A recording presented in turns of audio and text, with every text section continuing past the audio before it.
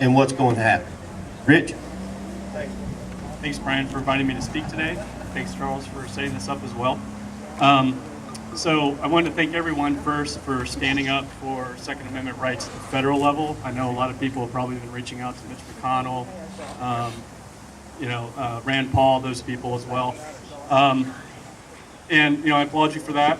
I also wanted to take this opportunity, though, since we're at the state capitol here today, to talk about what we need to do at the state level as well. So if you haven't been involved at the state level, this is what I'm here to talk about as well. So the state itself has the right to stand against federal laws when it comes to guns, and that falls under the 10th Amendment of the United States. And I'll talk about that as well here in a minute. There's many other states that are doing this. Some states already have legislation passed, and some states are actually working on legislation, such as Kentucky. So it's very important everybody here reaches out to your state representatives and state senators, Governor Beshear as well. And those are actually set aside by your county of residence. So I've got some paperwork I'll share with everybody as well that shows where you can get that information for your representatives and your senators for your county. So first I wanted to discuss some of the pro-gun legislation that's out there for Kentucky right now. These are pretty cut and dry, a couple of them. So first off is House Bill 168. House Bill 168 is an act relating to preserving the rights of Kentuckians to own and use firearms and declares an emergency. So what it means by declaring an emergency is that the law would take effect immediately once it's passed into law or becomes law. It also provides a precedent for the state to nullify any federal gun laws or regulations. It's backed by 35 representatives in the House today out of a total of 100. So it's got a good start. We need to get more representatives on that. I know my county, Oldham County, where I'm from, there's 2 representatives I've reached out to, and they have since added their name to support for that bill. So it does work. Which bill number? I've got paperwork I'll hand out to you, but it's House Bill 168. So I've got them all listed. You can take it home with you. And I also wanted to take an opportunity here to actually read an excerpt of that bill because it's pretty powerful. The General Assembly of the Commonwealth of Kentucky finds and declares that it is the duty of the General Assembly and its members to protect and defend the Constitution of the United States and the Constitution of Kentucky. Each member of the General Assembly is sworn to do so pursuant to Section 228 of the Constitution of Kentucky. The General Assembly of the Commonwealth of Kentucky finds and declares that all federal acts, laws, orders, rules, or regulations regarding firearms are a violation of the sections of the Constitution of the United States specified in Section 1 of this Act and the amendments to the Constitution of the United States specified in Section 1 of this Act. The General Assembly of the Commonwealth of Kentucky finds and declares that all federal acts, laws, orders, rules, and regulations regarding firearms, past, present, or future, violate the sections of the Constitution of the United States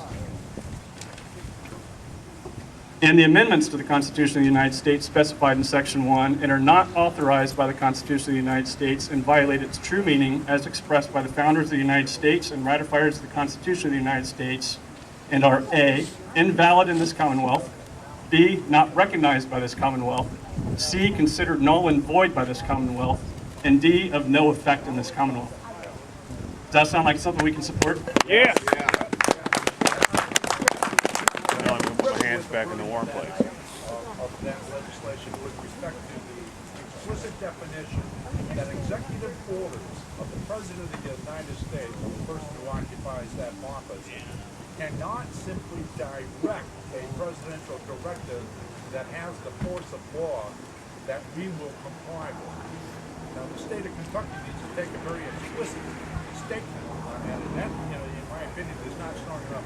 It needs to have the words modified to include executive offices of the president, executive orders of the president.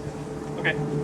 So I would suggest when I hand you the paperwork that that's one of the things you bring to the attention of your representative. Okay, perfect. Because these are living documents, so they're in committee right now. This one's in the Judiciary Committee, the committee of the House, but they can still be modified. So you need to make your voice heard, and if that's something you want added to it, then that will help. I'll also speak here in a minute. I want to go through all the justification that's laid out in these bills, and some of that justification may actually cover some of that.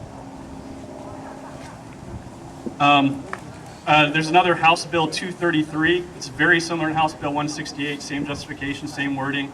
However, it only has 15 backers. House Bill 168 obviously is the one that's going to be the one that has the most chance of moving forward.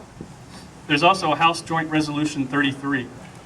This resolution enables the Second Amendment Preservation Act and also nullifies federal legislation, regulation, rules, and orders in violation of the Second Amendment. And it's currently backed by 31 representatives and also in committee right now. And keep in mind, there's only 100 representatives in the House here in Kentucky, so it's a pretty good start. The next two I want to mention because they're actually a partial success story. Although the bills themselves aren't very detailed. So earlier this week, there was Senate Bill 92 and House Bill 267. Those had a Section 1 which nullified federal gun bans. However, it also had subsequent sections that would ban automatic rifles, like machine guns, short-barreled shotguns, short-barreled rifles. I know a lot of people got their word out about non-support of those bills. Those bills have since been withdrawn. Now they have been replaced, so they've been withdrawn, but they've been replaced with Senate Bill 129 and House Bill 382. However, the new bills only talk about nullifying federal gun laws. They don't talk about banning machine guns or anything anymore. So we can make a difference as long as we let people know, and that's what we need to do. Next thing I want to talk about was two atrocious bills. These bills would ban miniguns and limit gun capacities. Of course, these are the only bills that the news has been talking about. No surprise there. These are very similar to the New York gun bans, limit magazine capacities to 7 rounds. They need to be stopped. So we need people to reach out and show their non-support for these bills. The good thing is they only have 8 backers currently, and these are House Bill 265 has 8 backers, and Senate Bill 121 only has 2 backers. So they have a long road ahead of those bills, but we still need to make those bills be withdrawn.